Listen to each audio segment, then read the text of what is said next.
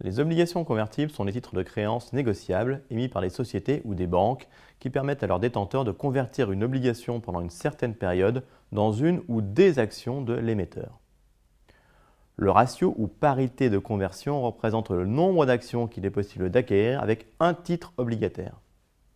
Le prix de conversion représente le prix auquel l'investisseur pourra convertir son obligation en action. La période de conversion est la durée pendant laquelle le porteur a la possibilité de demander la conversion en action de l'obligation convertible. Elle débute dès l'émission ou à une date ultérieure et se termine à la date d'échéance. Dans certains cas, la société émettrice bénéficie de par le contrat d'émission de la possibilité de rembourser par anticipation les obligations convertibles. On parle de call émetteur dans ce cas bien précis. Dans le cas général, si les investisseurs demandent la conversion, l'émetteur peut choisir de créer des actions nouvelles pour les apporter à l'échange dans le cadre de la conversion ou au contraire ramasser sur le marché des actions déjà émises dans le même but. Cette deuxième possibilité permet d'éviter une augmentation de capital qui aurait pour effet d'entraîner un phénomène de dilution pour les porteurs d'actions anciennes. On parle dans ce cas d'OCEANE pour obligations convertibles en actions anciennes ou nouvellement émises. Comment fait-on pour analyser ces obligations hybrides, moitié actions et moitié obligations? Pour analyser ces titres, on a souvent recours à un certain nombre d'outils comme la prime, le plancher actuariel ou le calcul du payback. Le plancher actuariel est le prix de l'obligation sans la valeur de l'option de conversion.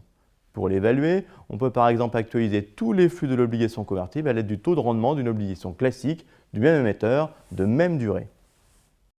La prime mesure l'écart entre la valeur de l'obligation convertible et le cours de l'action. Le cours de l'obligation convertible est généralement supérieur à l'action car la valeur de remboursement et les coupons sont valorisés dans son prix. Le payback mesure la durée au bout de laquelle la prime est remboursée grâce notamment au différentiel entre les coupons et les dividendes payés par l'action. Plus cette durée est courte, plus il est intéressant d'acheter l'obligation convertible relativement à l'action. On peut alors distinguer plusieurs types d'obligations convertibles. Les obligations convertibles de type action ont un cours qui est très corrélé à celui de l'action. La prime action est en général très faible et le plancher actuariel est très éloigné. Le taux de rendement actuariel est généralement très faible, voire négatif, si l'action a beaucoup progressé. Les obligations convertibles de type obligataire ont un cours qui au contraire évolue en parallèle avec celui d'une obligation classique du même émetteur, les taux de rendement étant par ailleurs très proches en valeur. La corrélation avec l'action est très faible, la prime action est élevée et le plancher actuariel est très proche. Entre les deux, on trouve des obligations convertibles dites mixtes qui partagent des caractéristiques actions et des caractéristiques obligataires. Quels sont les intérêts réciproques de l'émetteur et de l'investisseur en obligations convertibles?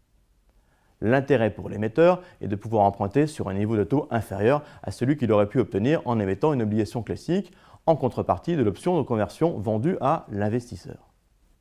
Les fonds obtenus vont lui permettre de financer sa croissance.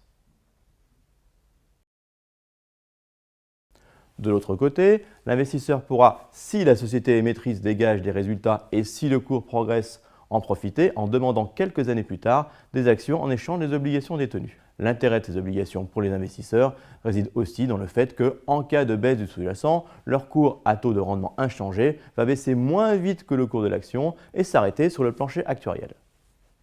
On a donc une sorte de parachute à la baisse du cours de l'action. Attention cependant, car en cas de forte chute du cours de l'action, la solvabilité de l'émetteur pourra être sujette à caution. Le rating s'érodait et donc le plancher actuariel se dérobait au fur et à mesure de la hausse de la prime de risque. Ce fut exactement le scénario de l'année 2008.